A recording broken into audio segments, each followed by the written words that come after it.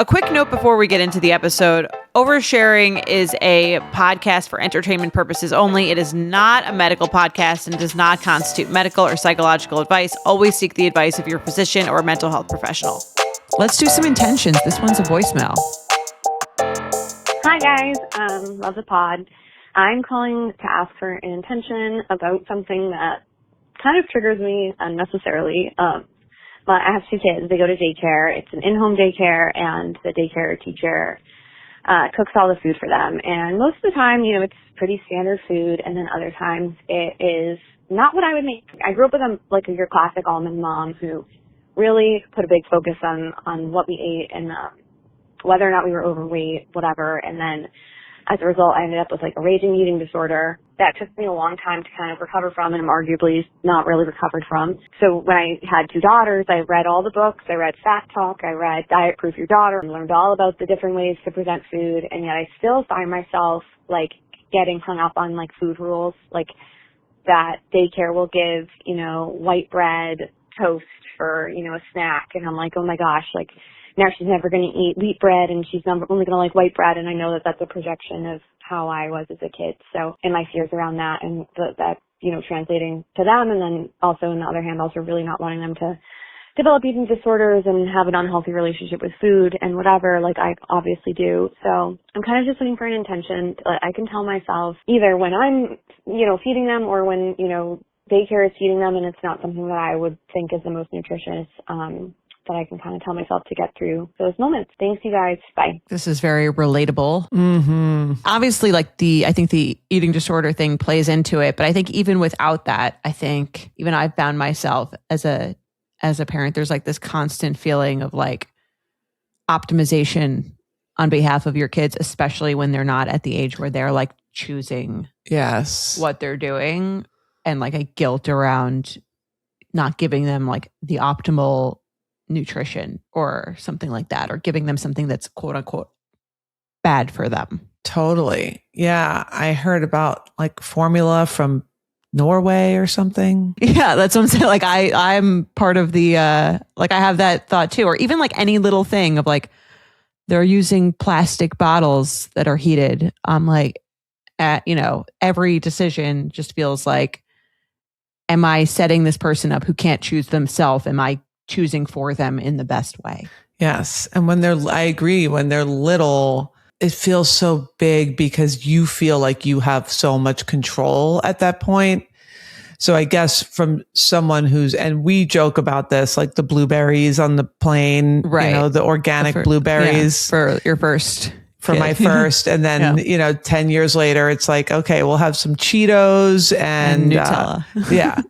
So at some point you realize, and even this example with the white toast versus the wheat toast, I remember being in that place. And this is, like you said, not even, and we'll get back to the eating disorder piece of this, but even just from if I expose them to white toast, then they'll never want to eat wheat toast. And I was right in there. I remember trying to keep my kids from tasting white toast, for example, or even when they're very little, you're oh, let me give them their vegetables first instead of fruit because they're less sweet, and then they won't crave sugary. At some point, they're going to taste all the things, and they're going to like what they like, and they're going to want what they want. So even now, my kids would easily prefer white bread over wheat bread. And there's nothing that I'm going to do that there's going to make them prefer. I could give them wheat bread for every day of their life, and then they go to a friend's house and they have a piece of white bread, and now they're going to want that. There's nothing really that you're going to do to forever prevent this. But in those moments when they're little and you have all the control over every morsel of everything that goes into their mouths, it feels like a huge responsibility, and their whole future is in your hands. Her childhood issues with food probably exacerbate what was already a normal anxious thought for most parents. And it's around, I'm sure it's around, if she's honest with herself, around what's their weight going to be, and wanting, again, not even necessarily wanting them to be thin or not overweight, but probably wanting to save them from whatever anxiety she had around her own body. I do think even in some ways, like even the almond moms or even her, right? If you can be honest with like, it's coming from a good place. I think a lot of where it comes from is because we live in the society that we live in. I am fearful that if you are overweight, that you won't find acceptance, or you won't find a partner, or you won't find friends, or you'll be bullied, or you'll be ostracized in some way. So I think the first step in some of this is really accepting and believing that your child will be accepted and loved no matter what their body shape is, because that's true. That really is true. They will find a partner, they will find friends, they will find a community that loves and accepts them no matter what their body shape is. So I think the first step for her as a mom is to really believe that and own that, so that that will be part of her own journey of accepting her child's body shape, whatever it turns out to be, so that she then doesn't have to cling to all of these food rules, because she really, when she sees her child and maybe she looks a little chubby, or she, whatever the thing is, that you are not reacting to that and then wanting to tighten up on the wheat bread versus the white bread, or the, right.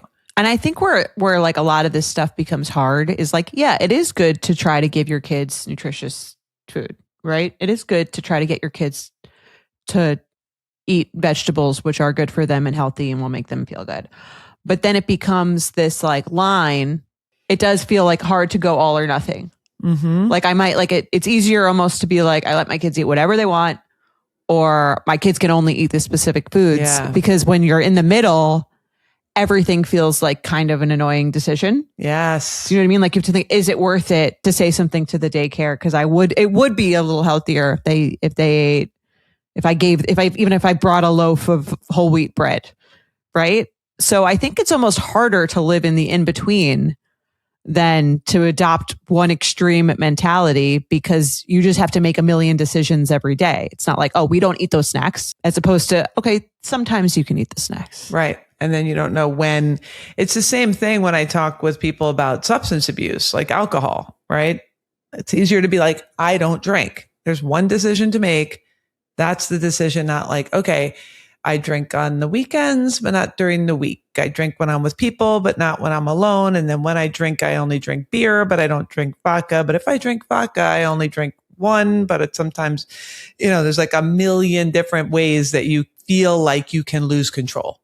And I think that's what it comes down to. Like, if I maintain this overall sense of control over everything, then there's no pathway to losing control, which I think is the ultimate fear for her, is like to lose control over this thing. So I think she probably is still struggling with this herself, it sounds like.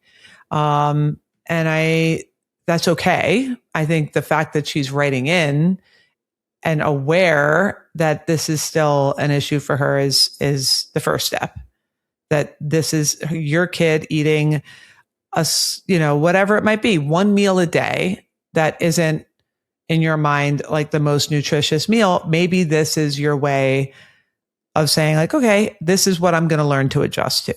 Like this maybe is like a moderation strategy that I'm going to work on, like that this one meal a day, I'm not going to have control over. And it's not, double fried Oreos. It's a piece of white toast. It's not like anything crazy that they're eating every single day at this place. It's a piece of white toast, and I can tolerate that. And, I think sometimes it is a good way to handle stuff with kids, especially as they get older, is like, when I'm feeding them, I'm going to feed them what I'm feeding them. But like when they're out in the world, I can't control every single thing that they're eating. And that sometimes is a good like moderation strategy. Yeah. And then that gives you like a little rule, which again feels kind of nice. I think any kind of like, even if just for yourself or your own mind, to have a rule of like, people do that with screen time too.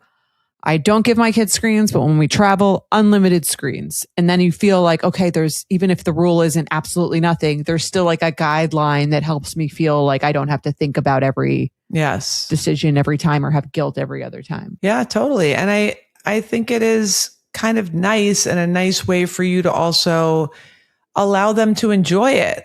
Like, oh, wow, teacher gave you a cupcake. Was that delicious? Like, almost like, yay, it's okay to enjoy a cupcake, or whatever the thing is, that you can encourage them that it's okay to like have that and it's not a bad thing.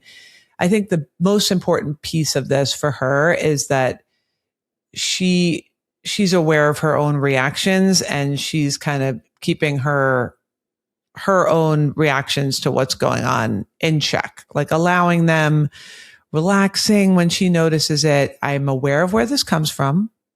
Like, I'm going to breathe into it, relax into it, kind of, and not do anything most of the time. Like, I don't think she should call the daycare and provide them with a loaf of wheat bread specifically because she has this issue and specifically because she has this tendency to over control. Like, I don't think that's something that she should do, because then where does it end? And I don't think you can forever control that your kid's not going to have a taste for wheat bread or sugar or whatever it is that you're trying to prevent them. I think and most importantly is recognizing, what are you really afraid of? Are you really afraid of like premature death?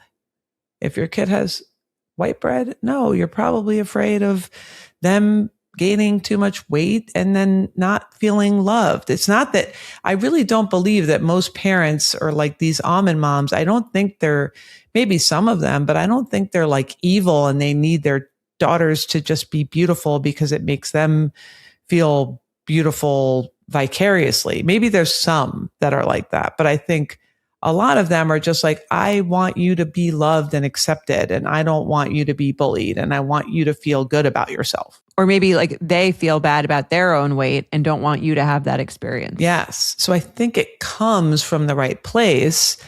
But if you can reframe for yourself, like, my child will be loved no matter what. You see people in all sorts of bodies all the time in beautiful, loving relationships and in big, fun friend groups, like all the time.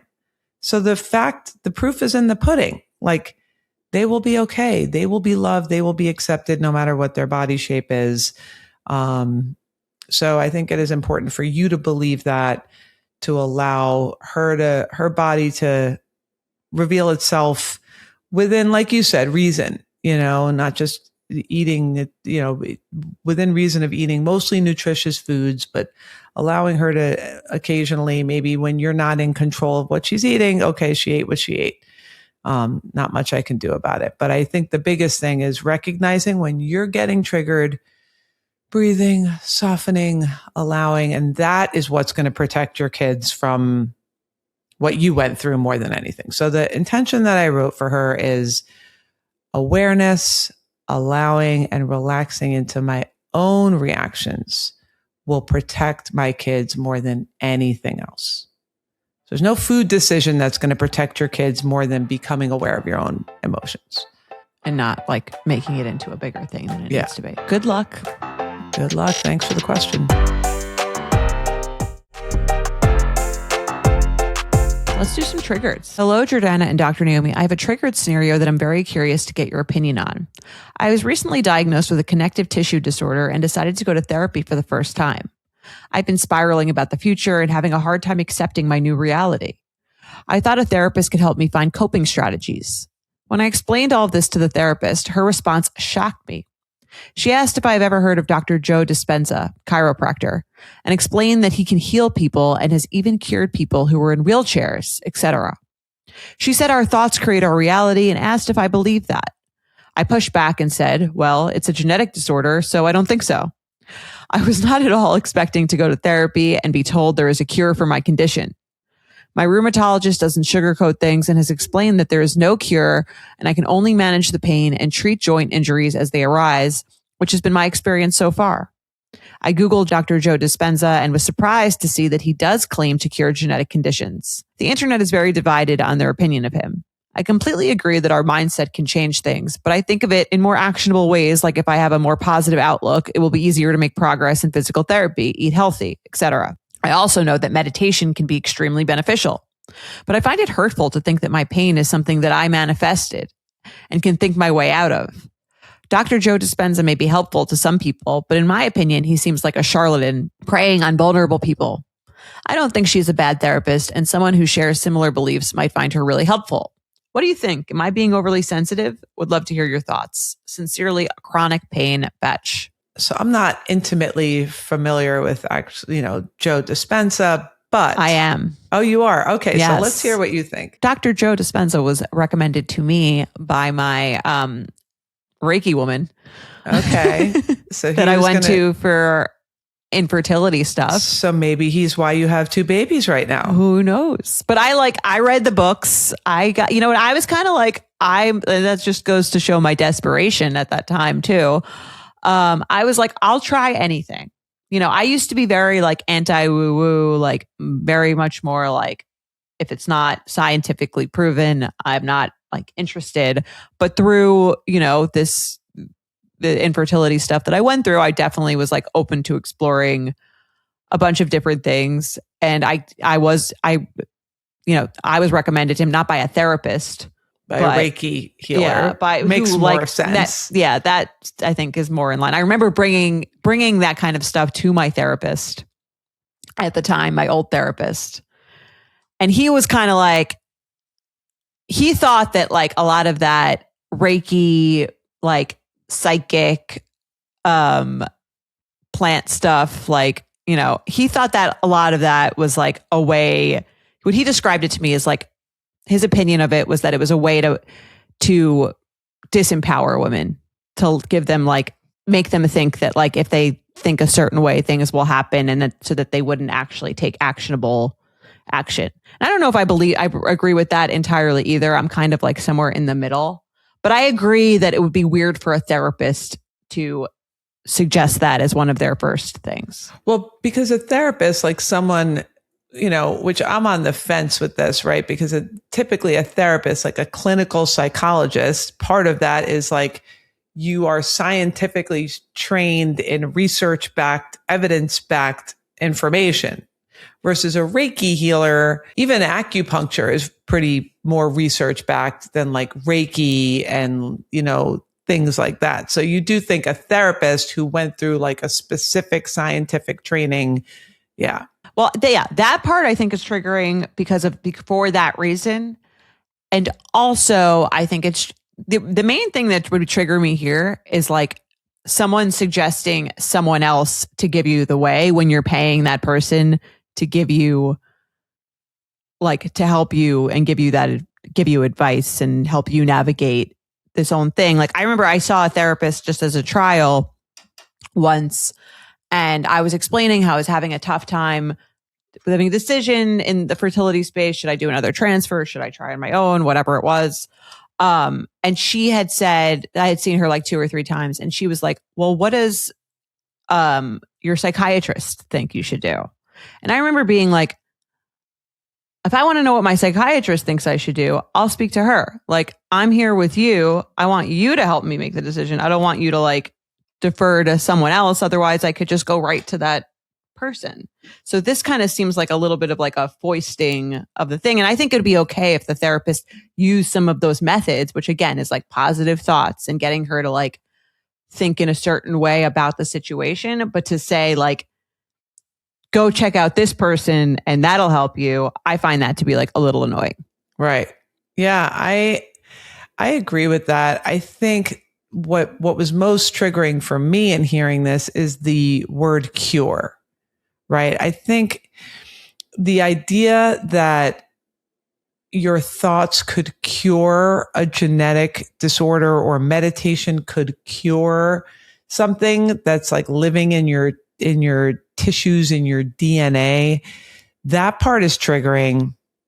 I do think that probably what was happening, and pain so this is where I think there is a leg to stand on. And I agree with everything you said, saying like, hey, let this go see this person who can help you change your experience of your pain, right? Because I do think, again, I'm not familiar with this particular chiropractor, but I am familiar with the idea of like how your experience of pain can change based on your mindset. We've all experienced it, right? Like, I don't know, you have a pounding headache and all of a sudden your dog runs out the front door, right? And you need to get him. You're now no longer experiencing the same pain as that you were of your headache when you're like trying to look for your dog because you're distracted by looking for your dog. And then as soon as you come back in, you find your dog, you know, he's safe, the headache comes back. You know, like there's ways depending on your mindset and what you're focused on that you can experience your pain differently. So if part of her medical issue is that she's experiencing a lot of pain, I do think there is something to be said for the fact that maybe she could experience her pain differently based on meditation techniques or mindfulness techniques or mindset shifts. So that I think is real. But I agree with you that referring her to somebody else to do that is quite annoying because she's, I'm assuming, paying for the session and not asking for a referral. She's paying for the session. Like you said, I'm not asking for a referral to a psychiatrist. I'm here to talk to you. So, and the idea, like her assertion that he's like a charlatan because he is offering a cure, that I see as, I do feel like that could be seen as like preying on the weak. If you are seeing someone who's been diagnosed with something and they're desperate and you're like, come get on a plane, fly to one of my conferences and come see me. There are such a thing as some psychosomatic disorders where someone might think that they can't walk for whatever reason and then they get up out of a wheelchair. Could that happen? Yes. Is that going to happen to you with a genetic disorder that's been diagnosed by a doctor who's told you that's not going to happen for you? No. Probably not. Probably not. So I get the idea of like someone telling you to go spend a bunch of money to go see this person who's probably not going to do anything feels like they're preying on someone who's in a weak position. So I get that, but to give her the benefit of the doubt, maybe what she was trying to say is your pain symptoms could be reduced by some of these methods that he uses. Like, I think that is a realistic benefit that could be gained. Not the word cure would bother me also, because I don't think that's a thing. I agree. And I think, it seems like she just started seeing this person. I think if it were like a pretty good therapist, they would get to know you and see if that's some way that you like seem like you would be leaning, or if that seems like something you're open to in that space. Are you open? Like, are you someone who would enjoy that? Sounds like she's not. As a therapist, I get that. Like, we're humans, right? I've definitely like come off of reading a book that I'm super excited about or feel really inspired by. And maybe it is Joe Dispenza. Maybe I have just, listened. Maybe I just came off a conversation with someone who got out of a wheelchair because they went and saw him, right? There is this urge. Then I met with that person at 9 a.m. and then I have a session with her at 10 a.m. Right. And there's this urge maybe to be like, oh my God, I just met with this person at 9. I'm meeting with you at 10. This is the answer. But like you said, this is my first session with you. I'm just getting to know you. Like, I'm not sure if this is right. Like, I need to be able to check myself also as a therapist and realize like, this is a different person than the one I saw at 9 o'clock. You have a different condition. Yours is genetic. Like, I need to check myself. She was probably just coming off of some exciting, inspirational thing. Maybe she listened to his book or read something, but it is her responsibility to like kind of check herself and realize that this is not a one size fits all. And this is not what this person is coming to you for. So I think it's okay to like incorporate that and then sort of weave it into like your own advice. Yes. About positive again. And I think I read his books. I've like listened to some of his meditations. I think like most things in life, there are aspects of it that I do think are helpful and aspects of it that I think are a little bullshit. But like the thing is, as with everything, you never really know what the thing that worked was. So, could have been the crystals this whole time. Could be. I would give it, but I think this is triggering, especially because it feels like a minimization. And I think the other part that she says is also kind of annoying, where she's like, the idea that if she had thought differently about this, she would not be in pain. Like the pain is her fault. That's her own understanding of what was said here. I don't think that's what was said. I could see why she came to that, but just because someone, like I have a lot of patients that have psychosomatic pain, right? And the idea that, I don't know, even for example, if you were sexually assaulted, right? When you were younger and you have a lot of like tightness in that area, like when you're touched, I believe that there is tightness in that area, that there is pain there when you're touched. That doesn't mean there is no pain, but is it coming from a psychological place? Yes. So, psychosomatic pain is real pain. If this were like, I don't think that if someone can get pain relief based on a shift in mindset, it means that they were causing their own pain, or that it wasn't real, or that someone doesn't believe you about your pain, that you were really experiencing that pain. Like anyone who has psychosomatic pain, I really believe they're experiencing that. It's not they're making it up or they're creating it.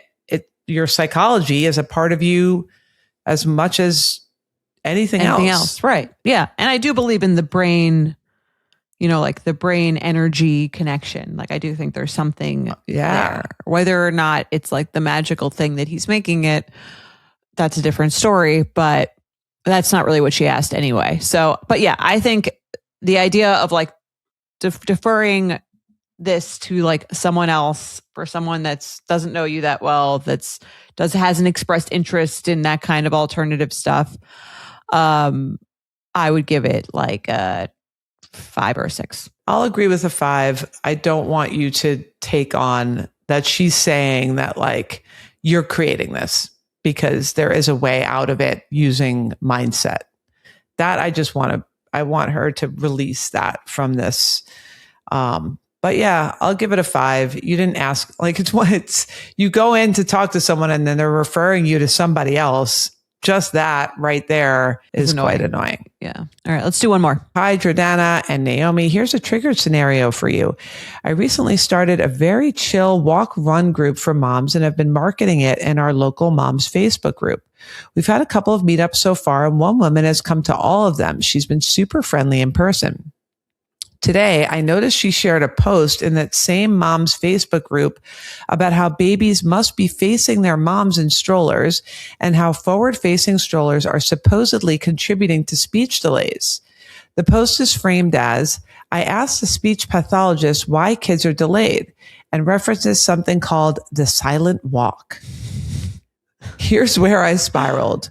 My baby is 6 months old. My jogging stroller only faces forward, and I'm pretty sure I was the only one on our walk with an infant facing forward.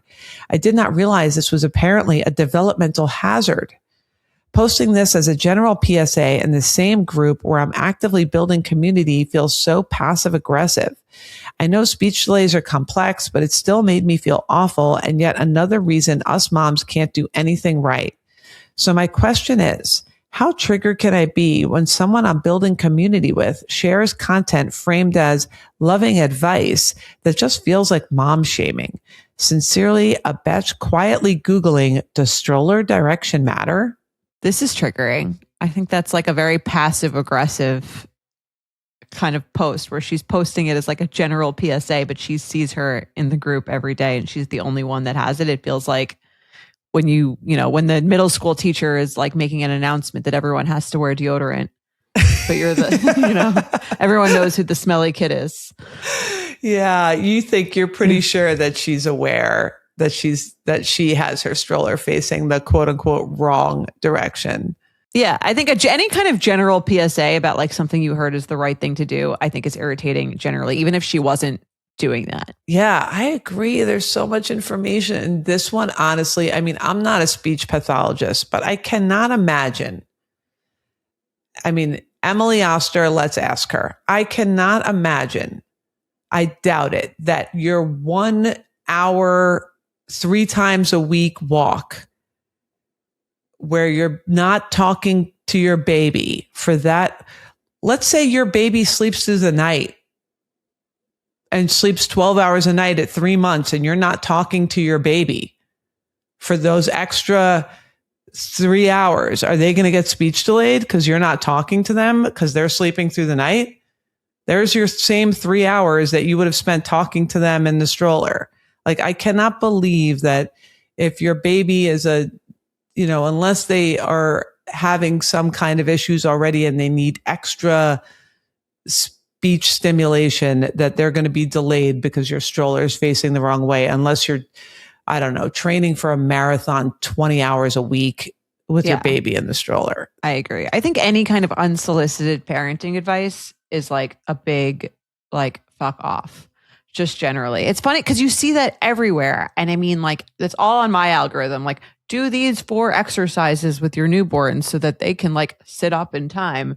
It's just kind of like, there's no way everyone is doing those. Most babies eventually crawl or turn over. And it kind of like irritates you because every time you see it, you're like, well, I haven't been doing the bicycle with the legs every day for 5 minutes. And it does make you feel like you're behind or doing something wrong when there's like really like a million ways to do something. There's a million ways to raise a baby that are all good in their own way. Yes. So I think generally just posting like a friendly PSA about that, just generally, even if she wasn't doing that, I'd be like, this person's kind of annoying and sucks. But the fact that she's in the group, she's the only one doing the thing, it feels kind of targeted. Like, I would almost feel better.